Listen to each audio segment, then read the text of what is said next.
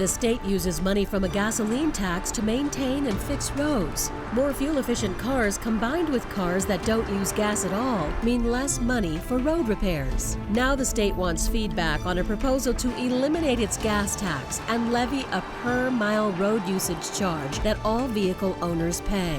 The state says motorists will pay about the same amount. Tonight's live broadcast and live stream of insights on PBS Hawai'i start now.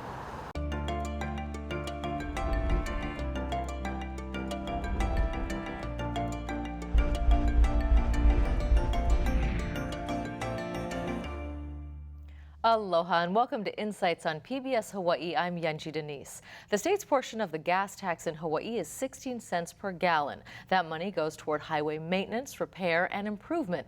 As more fuel-efficient cars and those that don't even use gas at all hit the road, there is less money in that pot. So the state wants to scrap the tax for a road usage charge where every driver who uses the roads pay. Transportation officials have gathered input from around the state and are about to enter the next phase of a 3-year pilot project. Our guests tonight include a transportation executive, a consultant on the project, and representatives of constituent groups who have concerns about the proposal. We look forward to your participation in tonight's show. You can email, call, or tweet your questions, and you'll find a live stream of this program at pbshawaii.org and on the PBS Hawaii Facebook page. Now to our guests. Tim Sakahara is the Communications Director for the State Department of Transportation. He is a former TV news reporter both here in Hawaii and on the mainland.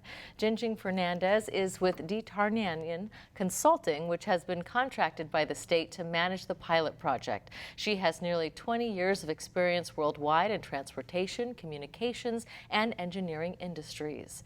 Sharon Har represents State House District 42 on Oahu, which includes Kapolei and Makakilo. She is an attorney specializing in real estate, land use, and construction litigation. And Lauren Reichelt is the Clean Transportation Director for the Blue Planet Foundation, which advocates for 100% clean energy. She also serves as the Clean Cities Coordinator for the Sustainable Transportation Coalition of Hawaii. Welcome to all of you. Thank you for being here tonight. Tim, I want to start with you. Why does the state feel this is necessary now? How much money are they potentially going to lose as these vehicles become more fuel efficient? Well, the purpose of the road usage charge, first of all, is a demonstration to try to determine a fair and equitable way where everybody pays their fair share for what they drive, the miles they drive, rather than the gas that they burn.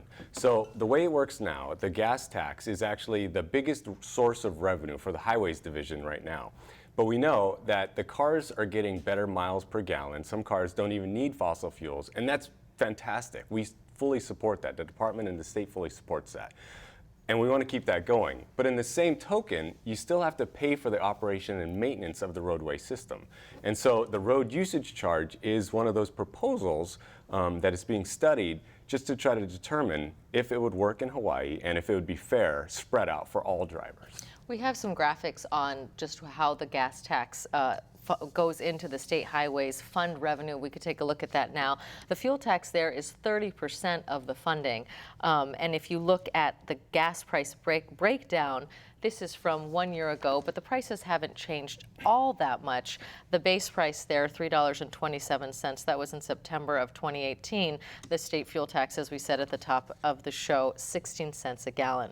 So as these vehicles become more fuel efficient, that 30% is narrowing. Where is that money going to come from, if not this? That's exactly right. And so if nothing is changed right now, the Highways Division will continue to see a deficit.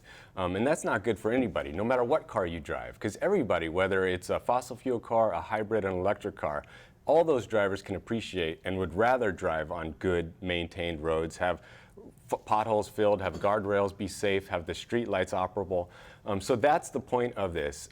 It's important to note with that figure, that 16 cents, just for some perspective, is the same amount that it was in 1991.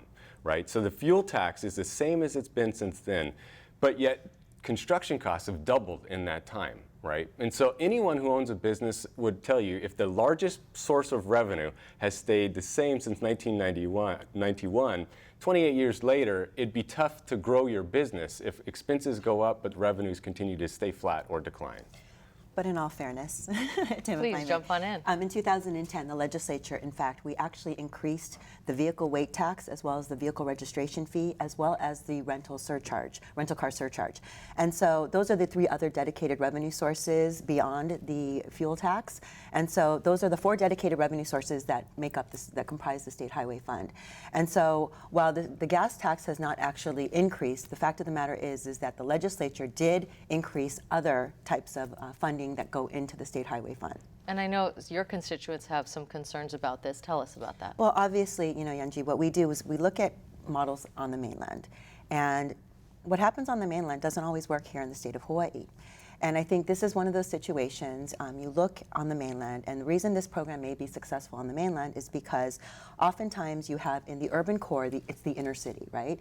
And so people who are from a more affluent socioeconomic demographic, they have the luxury of living outside of the urban core. Here in Hawaii, it's the exact opposite. For our constituents on the west side, for central Oahu, even the windward side, living outside of the urban core is a necessity. It's not a luxury.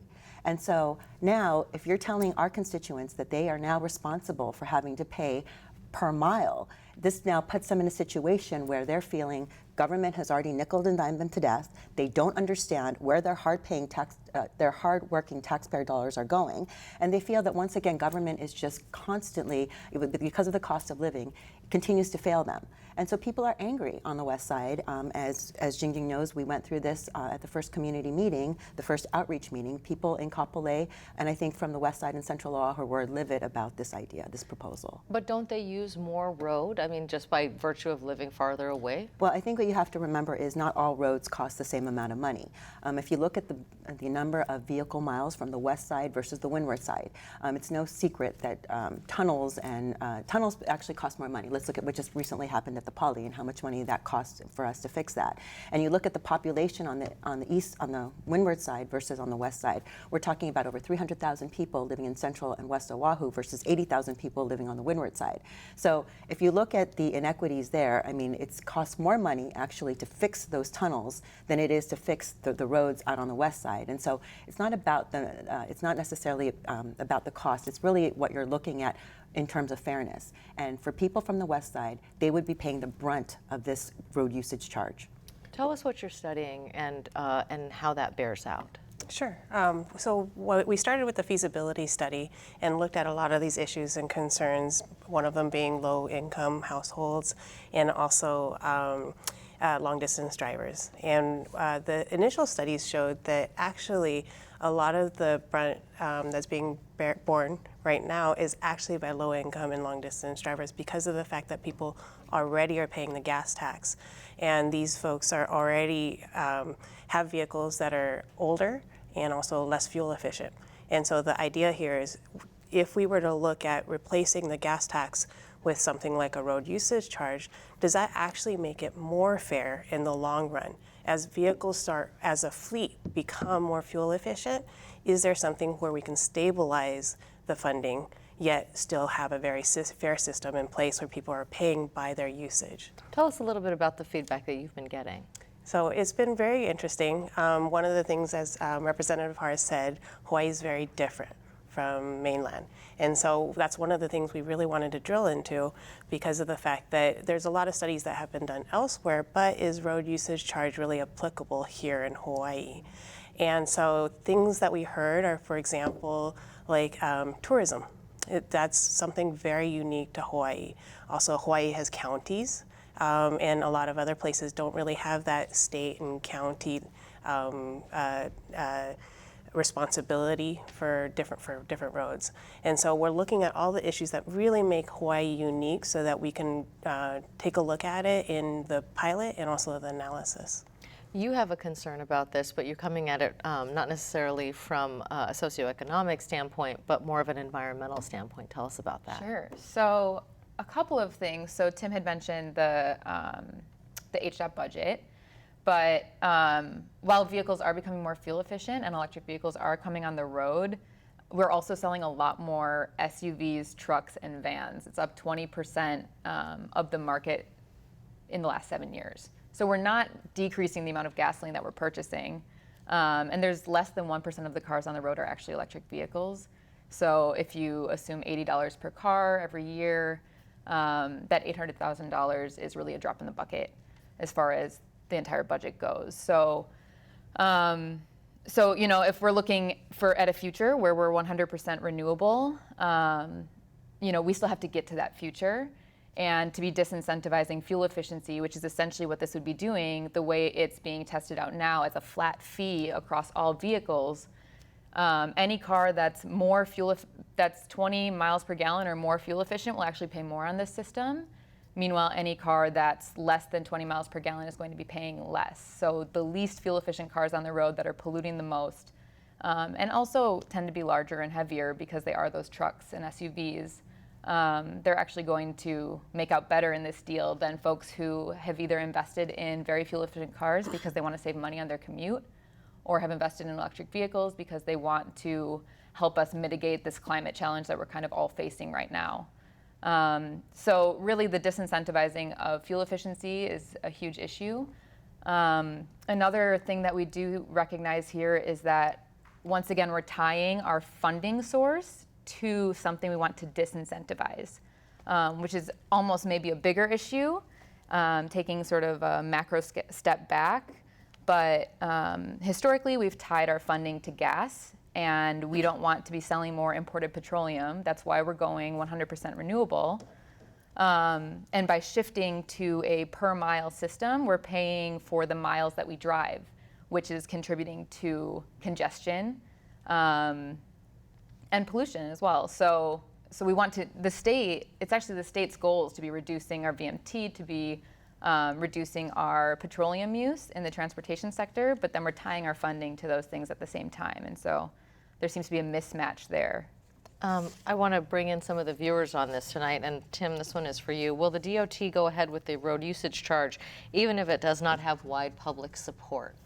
Well, that's one of the things about the demonstration that's happening right now, is we want to hear from all those voices, because that could help shape if and how it would be implemented. So that's why the research has gone over to all islands and had community meetings, neighborhood boards, outreach groups, community groups, Rotary clubs, and everything. But there's a lot that's been said here, and this is why it's a great topic to discuss, because it's a highly debatable topic. But as Lauren was just saying, right, that pickup trucks and SUVs are on the road, and that's true. But you take a look at those pickup trucks. I mean, even just from in the last 5 years, even pickup trucks have gotten more fuel efficient, 25% more fuel efficient in the last 5 years, which again is a great thing. But that means that the fuel tax revenues are going down. And it's only going to get better, which is also a great thing. So you look ahead 5, 10 more years, those big vehicles are going to get more fuel efficient. Hopefully there will be more hybrids owners and EV owners out on the roads as well. So the point of trying to find an alternative funding source is trying to really fix this problem now before it becomes a crisis. Because again, no matter what people drive, we still have to maintain the roads and keep things safe. Year over year, how much of a difference, Jinjing, actually I think you have a letter that would show us what is the difference that an average driver would pay. Sure. So this is a letter that we're planning to send out as people get their vehicle inspections over the next year. And so what it shows, this is we're calling it a driving report. So kind of like your home energy report. It shows how many miles that you might have driven over the last year or so, how much you would pay in gas taxes based on your vehicle, and then how much a road usage charge might be. And so in this case, this is a pretty average vehicle. It's a RAV4, so it gets 22 miles per gallon. It would have paid $187 over the last year in gas taxes, and in road usage charge, that would be about $200. And how would that fee be levied? Because right now, I pay, I fill up my car, it's $30 or however much it is, and I don't necessarily really feel that tax in the same way that I would if I got a bill for $200 at the end of the year. So how would that actually be implemented? Absolutely. That's one of the things that the study is actually going to look at. Under the initial portion of the pilot, that's based on annual odometer readings. So whether or not people might be interested in splitting that up into more frequent payments, monthly, quarterly, that's something we're very interested in finding out. And that's there's a survey. Once you get this, we'd love for everybody to go on, take that survey and express their opinions, preferences on how this might work or not work well for people, so that we can design the policy and recommendations to elected officials about how. If I may, I just want to make sure we're answering the question from the viewer, which was, will the DOT implement this if the public doesn't support it? And I want the public to understand, this would actually take an act of the legislature.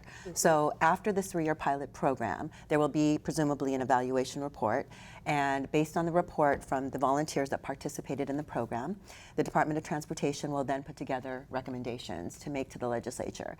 But at the end of the day, it's up to the legislature to implement the actual law. And I think it's important to note that there's only one state in the United States that's actually implemented this law, and that is the state of Oregon. They did it in 2015, and it's still a voluntary program. It's not a mandatory program. So this is still a relatively new program. Many states are now doing their pilot programs because the federal government, and to be clear, the state of Hawaii did receive $4 million for this pilot program. And the federal government was in fact giving out grants, and that's why many of the states are looking at this road usage charge program. But that said, to answer the caller's question, the most important thing that they have to understand is this will not be implemented unilaterally if the public does not support it. Okay, and to that end, we want to bring in more comments from the public. This says this overburdens West Side people with lower income who live farther away in order to save money. This will put the burden on folks who can least afford it. Why not charge according to the make of the car, charge more for luxury cars? What are the different ways that you've looked at in terms of how to make this fair? So absolutely, there's, like we said earlier, there's a lot of different revenue sources right now. And so some of them are fixed costs. So if you own a car, you have to pay a registration fee.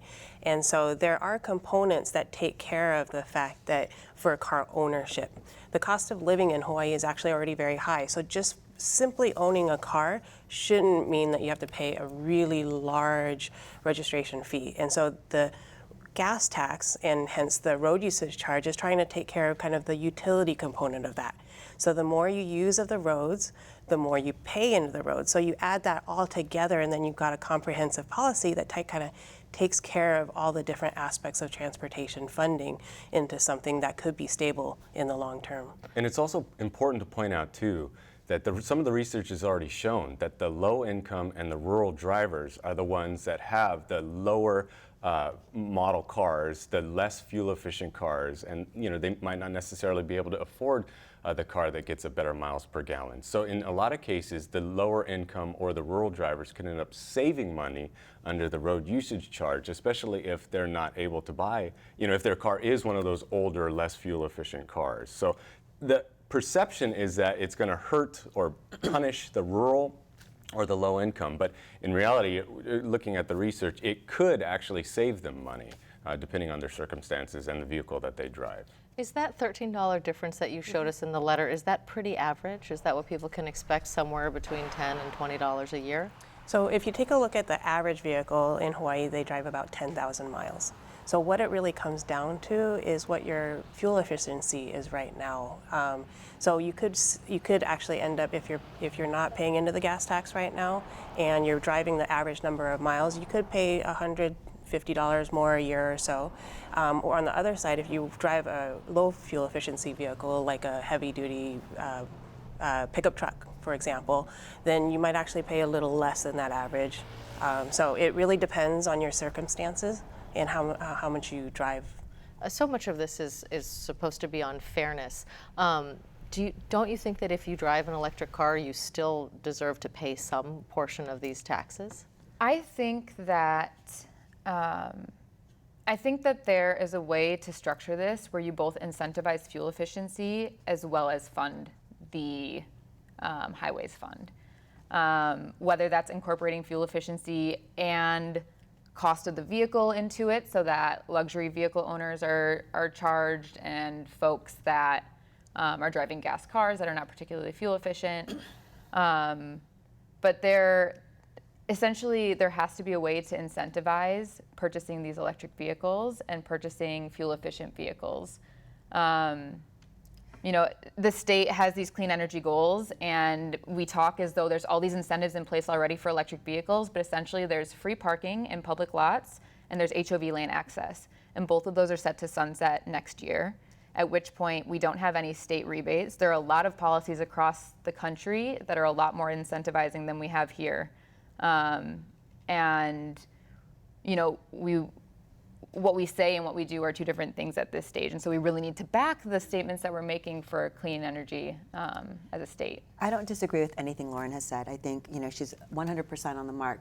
But the fact of the matter is this. I mean, when you're talking about the environment, that is a great thing. The state has our goals. By 2030, we're having these renewable energy goals. But you also have to, it doesn't abrogate or nullify the fact that those who are driving EVs are not paying towards using the roads. And that has to be addressed. And so in the state of Oregon, for example, what they've done is for the EV drivers, they've actually enacted an additional surcharge for those EV drivers. Because the fact of the matter is, you know, the environment is one thing, but you're still utilizing our roads. And we also enacted one this year, yes. $50 extra every year. Right, but that's still, again, is that compensatory? Is that comparable to what we're paying in the gas tax for other drivers? And so, you know, that was a very controversial bill when we passed that one. But at the end of the day, my colleagues recognized that we had to do something because EV drivers have to still pay for utilizing our roads. Sure, so that's a $50 charge, and then if we enact this means that electric vehicles will be paying as well on this, so they'll actually be paying more than other vehicles on the road when they are smaller than some of the heavy-duty vehicles with lower fuel efficiencies. And then on top of that, well, yeah. I think it's important to point out that none of this is targeting any sort of vehicle. It's not targeting EVs. It's not targeting hybrids. Really, the purpose is to kind of find a fair and equitable way to where everybody pays for what they're driving, right? For the mileage that they're driving, and not for how much gas they're burning. We all know that there's traffic in Hawaii, you know, especially coming from Rep. Parr's district, right? Anybody who comes in the morning and evening commute, it's 20 miles to get from Kapolei to downtown, but everyone knows it doesn't take 20 minutes in the peak morning and afternoon commutes, right? So while they're sitting in traffic, they are also burning fuel and congestion and things. And so in this case, in the road usage charge, it actually will break it out more evenly just based on the mileage that you drive. Right, so you pay for what you use. You pay for what you drive. Right. Matt from Kahala has a question. Congestion pricing. Cities like London and New York have success with a congestion pricing system. Has the Department of Transportation considered this system? Well, first, I think it's also important to point out that as far as the Department of Transportation goes, we wouldn't be even looking at this if we didn't have to, because as it's been mentioned, the fuel tax is a very efficient way to collect revenue. Like you said, you and I go to the gas pump, we spend $40, $60 or whatever, you drive away, and I'd venture to guess most people have no idea how much they just spent on the state fuel tax share, right? So, and it's collected right there. So looking at the road usage charge, it is controversial, and it is going to be much more difficult to collect, to implement, and to enforce. But it's one of those things, again, trying to look ahead and hit this problem, you know, now, or at least start studying it now, before we get too far down the road. How would we implement this? I mean, this idea of like a quarterly charge, would we get a bill like an electric bill? Would we wrap it into our registration? $200 all at once would be pretty tough for a lot of people. Absolutely, and that's why I think that's the whole point of the pilot program, is to really flesh out and to see what the other states have done, what some of their best practices are. What we're finding in other states, if you look at some of the other states that completed their pilot program, there was a lot of cheating, quite frankly, on the odometer. People were actually pulling back on their odometer so they wouldn't have to pay. So there's really, the enforcement isn't there, the compliance may not be there. The GPS systems, they're using GPS systems. Oftentimes, whether you're in your car, the GPS went out, you start driving and all of a sudden the GPS, for whatever reason, started a new trip or whatever. So they were finding a multitude of problems with the actual systems that they've used so far on the mainland. And I'm sorry, Angie, I just want to answer the caller's question regarding congestion pricing. I think that's a whole separate issue. Congestion pricing is generally used when you're talking about traffic, when you're actually trying to disincentivize people from driving during peak hours. So this is really a separate issue. This deals specifically with the declining revenues in the state highway fund and how to ensure that the state is bringing in some type of revenue. Well, to your point on cheating, Ted in Kona says some vehicles on the road have expired registration. They will be saving the 16-cent gas tax because they don't pay yearly registration, where I presume mileage tax will be added. How do you get around the cheaters? That's actually a really good question.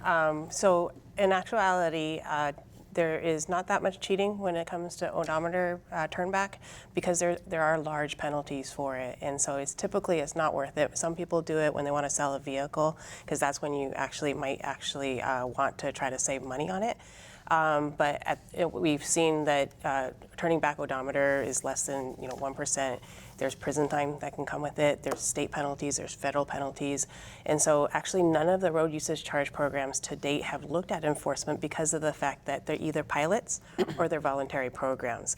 And so most people are not looking to try to cheat at this point.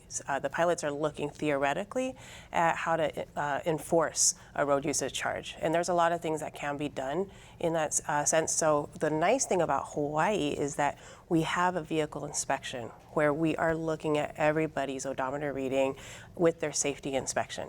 And so it kind of trues it up. Regardless of how you report your mileage, every year somebody's actually looking physically at your odometer. But also one of the biggest deficiencies right now with the odometer program in the other states is that it can't track jurisdictional issues. So if I'm on a federal road or a state road or a private road, shouldn't I only be paying for the state road? The odometer is not capable of telling me which road, and it's therefore not capable of telling me how much I should be paying for which segment I'm using. Well, that would be an incredibly complicated That's system, very right? complicated, and that's why the odometer system is probably not one of the best. But that's exactly how the gas tax actually works. We don't track where the gas is consumed.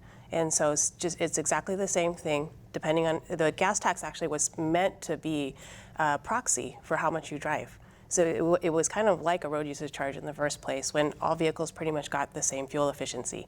And so now we said, okay, well, look, fuel efficiency is all over the board now. Let's go back to what we intended. Let's pay by the mile. And so try not look for a proxy, but actually pay by the mile by looking at our odometer. Right, but we're paying the federal gas tax, the state gas tax, and the county gas tax. So we're paying it at all those levels. So regardless of what road you're driving on, you're paying that tax for that road. Tell me about the letter that you showed us. When can we expect to see that, and how many people in Hawaii will actually get one of those? So the letters will start going out in November, and basically about 4 to 6 weeks after you get your vehicle inspection, that's likely when you'll get your letter over the next 12 months. And we're trying to hit as many people as possible, as long as right now, for example, if you have a new vehicle, we won't have 2 readings, so we won't be able to send you a letter.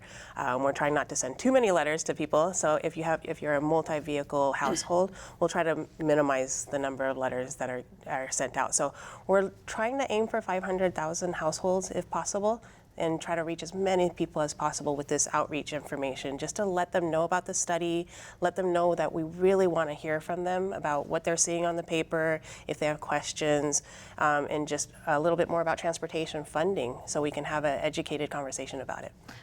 Dave from the Big Island says this is a terrible idea. It will require a new bureaucracy. It will discourage the purchase of electric and fuel-efficient vehicles. It's ripe for corruption.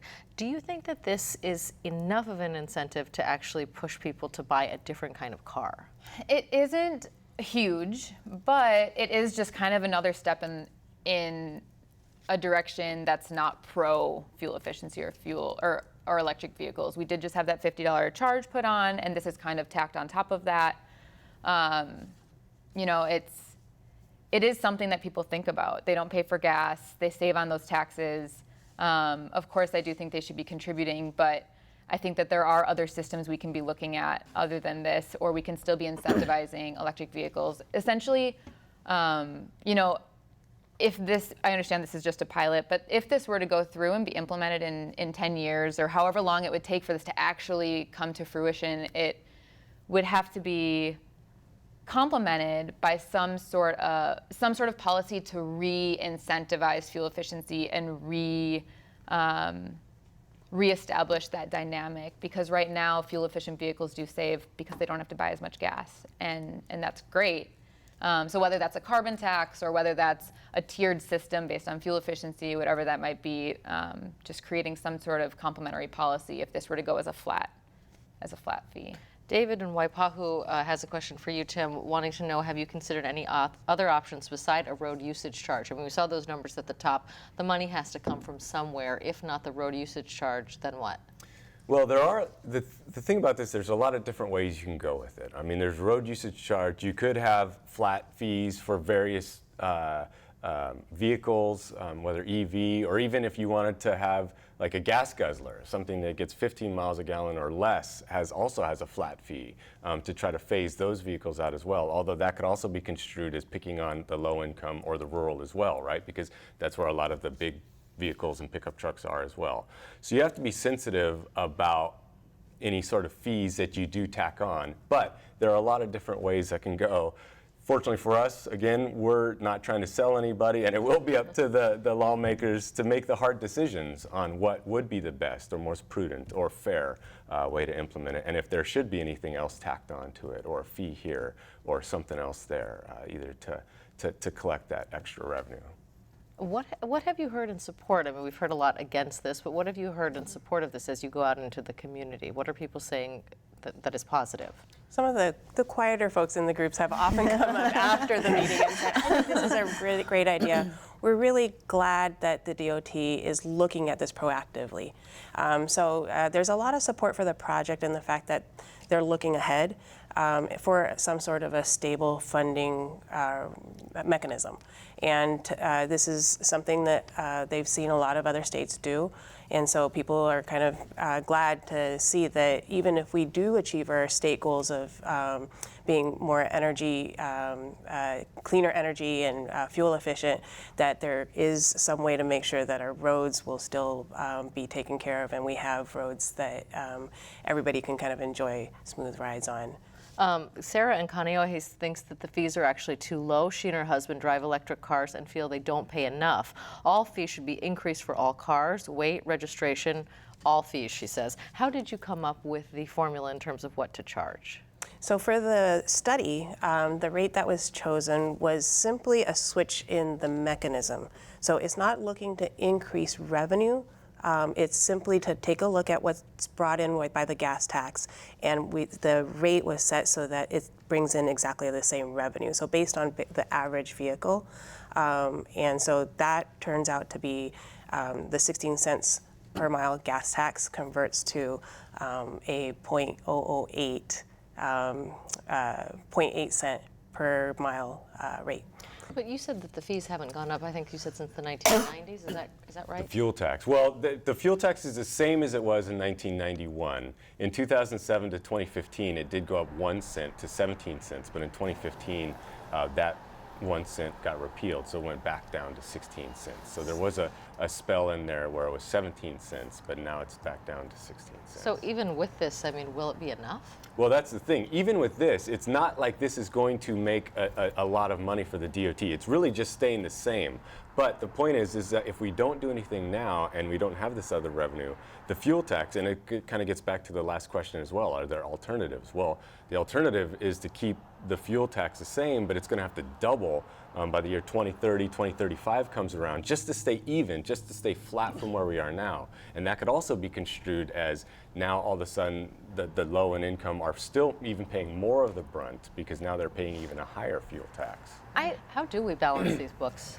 I would just counter that a little bit in that I find it hard to believe that our two options are road user charge or gas tax. There are other examples of systems that exist in other places, whether it's basing it solely off the weight of the vehicle and raising those fees. There are other ways to do this. So I don't like the duality of one or the other.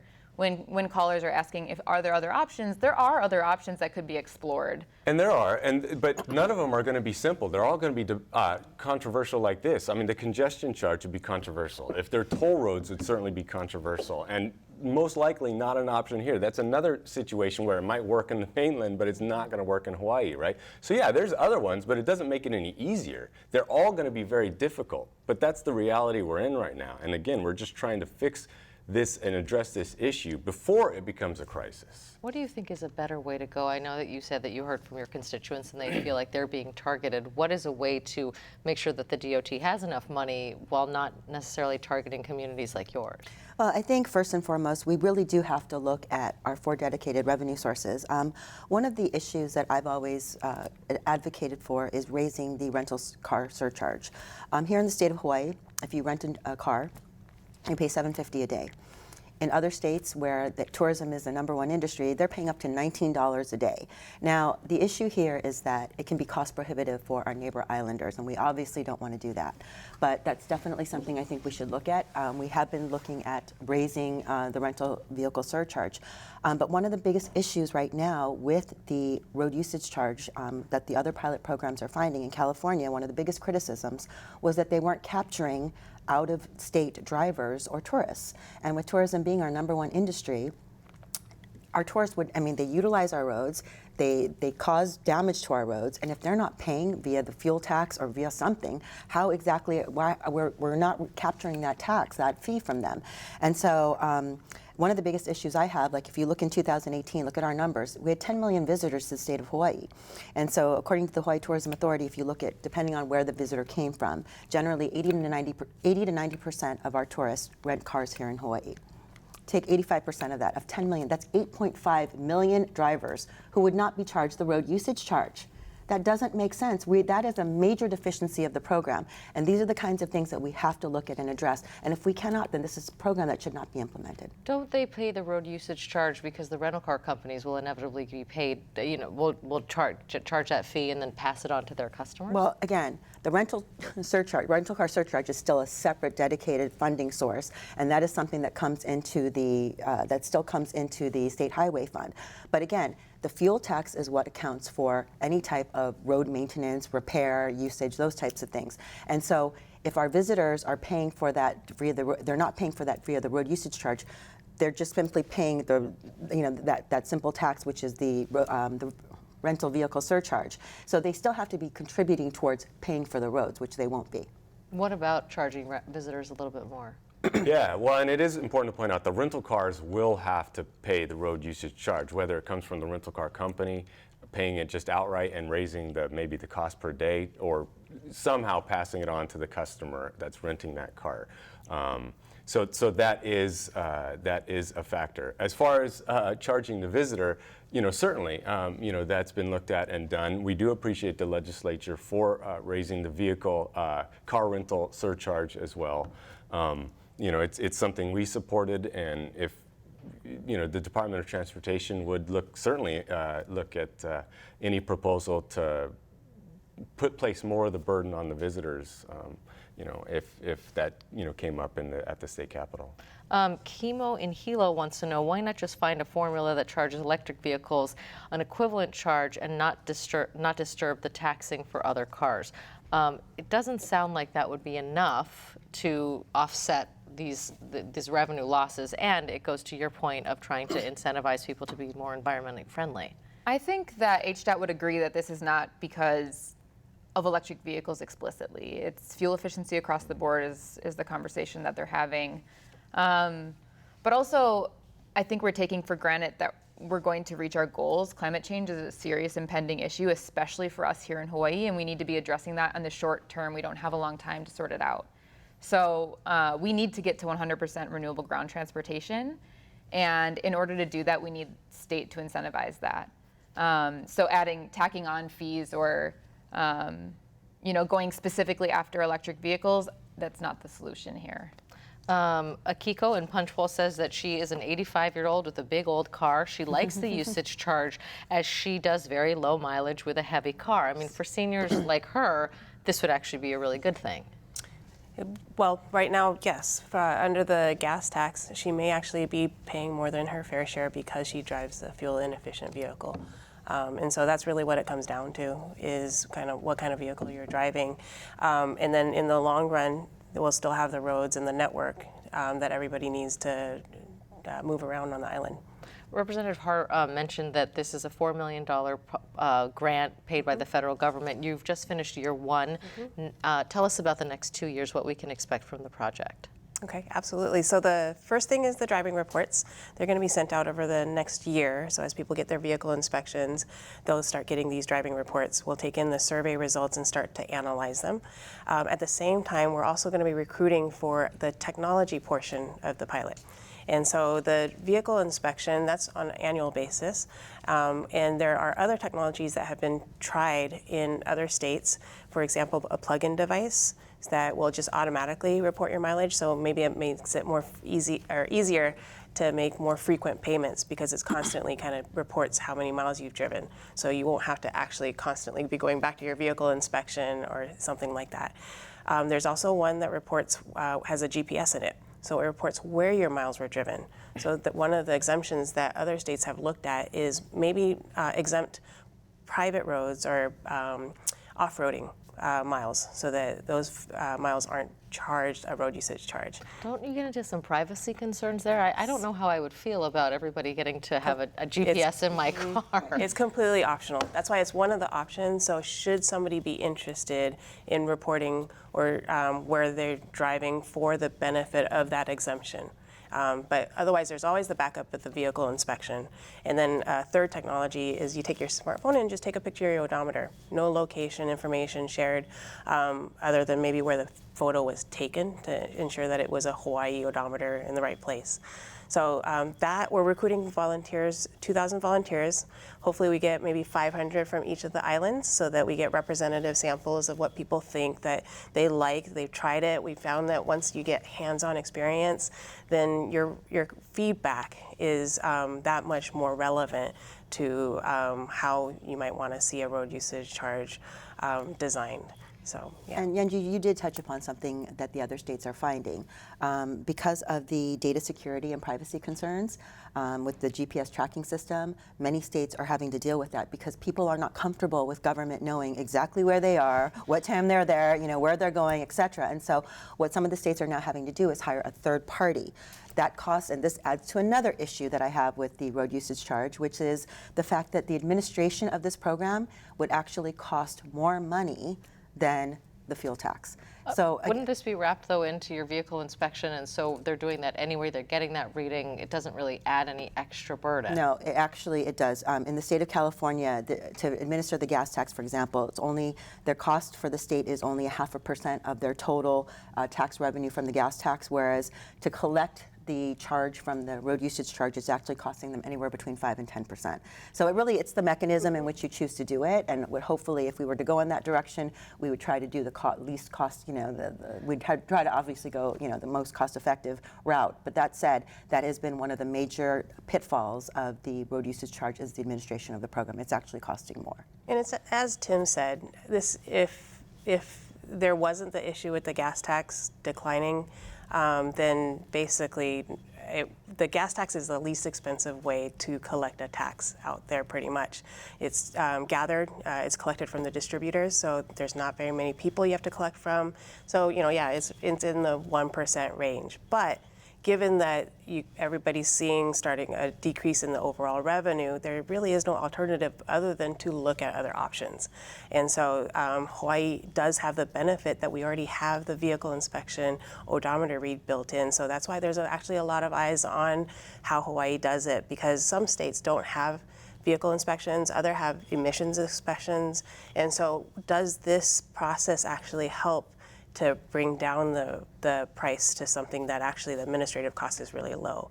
So for example, in New Zealand, they've actually had a heavy-duty road usage charge in place for a long time, and they're looking at somewhere like 4% in terms of administrative costs. So that's something that might be palatable. And in terms of how the fee would be levied, I know that that's a long way off in figuring out how that happens, but would it be an annual charge that gets wrapped in your registration, or how would they do that? So actually one of the things that we're looking at as part of the study is taking a look at the comprehensive, how do you pay for your fees? So you take a look at your fees, your registration, and all of that added up. My total bill at the end of the year last year was $800 for my car. And so you add on a road usage charge, that gets a little bit high and steep. And so do we maybe even take a look at all of those fees and maybe split them all up over quarters or monthly. Maybe that'll make it a lot more acceptable in the long run in terms of just how we pay for our transportation. Do you think that would make it more palatable for your constituents? Absolutely not. I mean, again, you and both you and Tim admitted that it's just an easy, you go to the pump, you fill up your gas tank, that's it. You're not even thinking about it. You just know what the price is per gallon, and government is figuring out what goes to federal, which part goes to state, and which goes to county. And I think that, again, to get another bill on top of all of the other cost of living issues that people in the state of Hawaii are dealing with, that is going to put people over the edge. And I think that's why at many of these community meetings, there has been such an outrage. I mean, people have reacted, and I think that, I want to thank those people who have come out, because they feel nickeled and dimed to death, and this is just another example of people feeling like government is not working for the people. Micah in Mililani says he has a question for Tim. Since you recognize there are other options, why are you hanging your hat on the usage charge? Do you think that this is the only way? Well, first of all, the DOT is not trying to sell anybody on this, right? It's really a proposal and a demonstration, right? So while we're talking about it and as a possible alternative to the fuel tax, it's not like, we're out there trying to sell people on this idea. It's just trying to find something that could be fair and equitable for all drivers, no matter what vehicle they're driving. But all this discussion is actually brings up another good point on, once they get that driving report, we do want people, don't treat it like junk mail. Read it and then tell us that feedback. All these feedback, 'cause look at all the questions we're getting, right? We're not going to get to them all. So we want to hear that feedback. When they get that driver's report, they see go to highrock.org and fill out that survey. Let us know. Let us have it if you want, right? I mean, if you absolutely hate this idea, that's good. We want to hear all those things. Because again, it's not going to be up to DOT to say yay or nay. It's going to go up to the state capitol. Lawmakers are going to vote for it. If they approve it, it'll ultimately go to the governor for the final signature, right? So there's a lot of that has to happen until that point, and we want to hear all that feedback. Okay. Ely, I hope I'm pronouncing your name here right, from Nu'uanu has a question for Representative Har on the effect of rail. Once rail is built, many cars will get off the roads. How do you think rail will affect these fees? I think that's a whole nother topic for a discussion and a whole nother show. But I think actually going back to the question regarding rail, I mean, whether rail does in fact, do what it's supposed to do. If you look at the research, rail is not in fact supposed to lower the amount of traffic. It's just supposed to, ideally with the population growth, we're not actually looking at rail reducing. It's just dealing with the population growth. So whether it in fact has any effect on the road usage charge, it goes to my bigger point though, that people don't trust government right now. And so again, to implement a separate program like this with the high cost of living, we pay the 4th highest gas tax in the nation, and yet our roads are considered some of the worst. And this is not a reflection upon the Department of Transportation. It's just, people are fed up. And so unfortunately, look at rail. We were told, yes, it is the most expensive public works project in the state of Hawaii, and look at what's happened to it in terms of the costs. And so again, it's just part and parcel of people being wary of government and government's failure to the people. How do you think public transportation will impact this? I mean, there will be money adjusted in different ways. Would this, if we have higher fees like this, does this push more people to use more energy-friendly options like rail or the bus or Beaky or things like that? It's hard to say because the change in the fee is going to vary so much between each individual, exactly what the overall shift would look like. But I do think it lends back to the point of tying our funding source to something that we want to disincentivize. We want folks to take the bus, and we want folks to take the rail, and we want folks to walk and bike as much as possible in order to reduce our environmental footprint, but also to relieve the congestion issue. And so by tying our funding stream to folks driving, there's a conflict there. So I think that's sort of a bigger issue. John wants to know, why does the state not increase fuel tax by 1 cent per year and fix the roads? I think it goes back to your point of taxed enough. Yeah, and I think that, so in all fairness, the administration has come forward and they have asked the legislature for the past 2 or 3 years now to increase the vehicle registration fee as well as the vehicle weight tax. All of them. All of them, quite frankly. We've asked for increases in all of them, yes. And, I think that to the credit of the chairs of the transportation committees. You know, they hear their constituents who are suffering, who are working 2 jobs to make ends meet, who are saying, you know, I remember in 2010, we increased the vehicle registration fee from $25 to $45. And man, did we get it. I mean, we heard people yelling at us left and right. And again, if you have multiple cars in your family, that is a major hit for you. You know, the vehicle weight tax is a little bit of a different anomaly, because in my opinion, with the vehicle weight tax, you're actually paying for the weight of your vehicle, and theoretically, right, the more heavy your vehicle, you're doing more damage to the roads, right? So that's actually a really fair tax. But when you talk about the registration fee, I mean, how much is enough? And so, you know, I think it's wonderful that some of the callers are saying, you know, go ahead and raise our fees, and we appreciate that. But unfortunately, there are some people who are really struggling in the state of Hawaii, and for them, you know, we have to look out for them as well, and they don't feel that they would be able to burden that additional cost. I know you've looked at systems all around the world. What is perceived as the most fair way to do this? So the combination that's used in every place is a little bit different. It's always up to the elected officials to find just the right mix for the right place. For this study, basically we want to look at a way to preserve a usage element if the gas tax were to go away in the long run. And so basically I think looking at different sources and looking at it in a way that's fair for each of the different localities.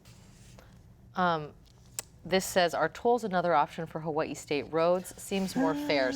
Tolls are a whole, I mean, Tim, you alluded to this, this would not work where we are. Well, and especially if you already get federal money to build a road, like so for our freeways, we do get federal funding to help with those roads, and especially when they're built. So there are rules in place. You're not supposed to charge a toll if you use federal money to build or maintain that road as well. So that would, in and of itself, would be a challenge, not to mention the public outcry on that as well, that people wouldn't go for a toll road. Well, but I think people have to understand too, the whole point of a toll is essentially a public-private partnership. So you would have a private entity essentially tolling, they would be doing the fixes. So they would be paying for the repair and maintenance, and then essentially they'd be paying, the drivers would pay the toll, and that would pay down the debt service on the repair and maintenance. So it's a different model, because you have a public-private partnership versus just government, federal government giving money to the state of Hawaii. So it's a little bit of a different. We just have a few minutes left. So as Tim said, when you get that letter, don't throw it out. What is the best way for people to have their voice heard on this issue? So we're hoping to get a lot of responses. So that the best way is to respond to the survey. So there's a URL, a link at the bottom of the survey, or at the driving report. Basically, go through that. Please take the survey. You can go to the website, learn more about road usage charge, and that is the way we're hoping to get and be able to process as much feedback as possible. But throughout the entire project, we're looking for people to volunteer. We have an email address, so we'd love to hear from people. We're logging all of the comments that we're getting, and that will all feed into the final recommendations and report. If it's not this, what is a better way that encourages the environmentally friendly options you're talking about and also maintains our roads?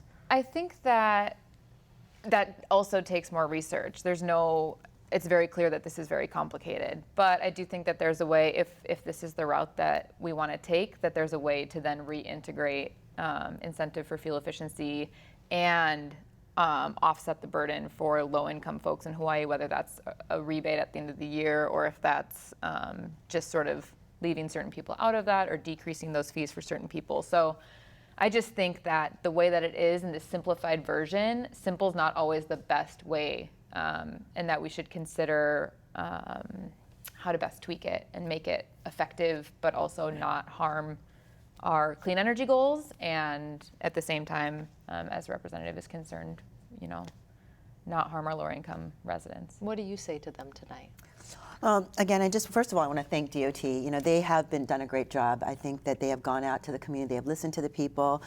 Jing Jing, bless her heart, was, at Kapolei, it was the first one. The police had to be called out, and she did a very good job of calming the very excited crowd.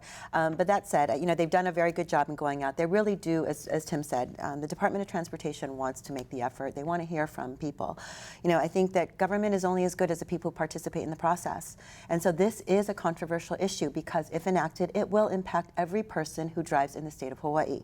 And so we need people to get involved. We want people to give us their feedback because, at the end of this 3-year pilot project, if there's just, no support for it, then why would the Department of Transportation come to the legislature and say this is the route we're going to go and make the proposal? So really this is about people getting involved. So again, I want to thank the hundreds of people who showed up to all the community events, who voiced their opinions, who took time out of their evenings to really talk about why they felt that this was not, even if they supported it. Again, we need to hear feedback from the people of the state of Hawaii on this very controversial issue. We have just a little bit of time left, so I'll give you the last word. Well, I think it's also important to note that some people think that the road usage charge, if it were to be implemented, would be in addition to, but it's not. It would be a replacement of the fuel tax. So if it was implemented, the gas prices would go down immediately, 16 cents for the state fuel portion, and then if the counties adopted it as well, that would be decreased as well. But it is not both. It wouldn't be charging people both. It's one or the other. And I think that's another important distinction to make for people so that they understand that. But sorry, Tim. But even in Oregon right now, what they're doing is, when they first enacted it, it was 1.5 cent per mile. They've already increased it 1.7 cent per mile, and now it's 1.9% in 2022. So that fee will continue to go up, and that's another thing you have to address long term. And so would the fuel tax, though. If nothing is done with the road tax, hasn't gone up, though. it would have to But the be fuel tax hasn't in gone order up just since to stay 1991. flat. Exactly. Right. So that's why it would need to go up. Okay, well, thank you both for being here. Thank all of you, actually, for being here. And mahalo to you for joining us. Of course, we thank our guest, Tim Sakahara, spokesman for the State Department of Transportation, Representative Sharon Har, representing House District 42, Kapolei and Makakilo, Jinjin Fernandez from D'Artagnan Consulting, Lauren Reichelt, Clean Transportation Director for the Blue Planet Foundation. Next week, right here on Insights, the city of Honolulu wants to install surveillance cameras in 13 public parks on Oahu. So is that a good idea? We're sure you have a lot of comments about that. Join us then. I'm Yanji Denise for Insights on PBS Hawaii. Ahui ho.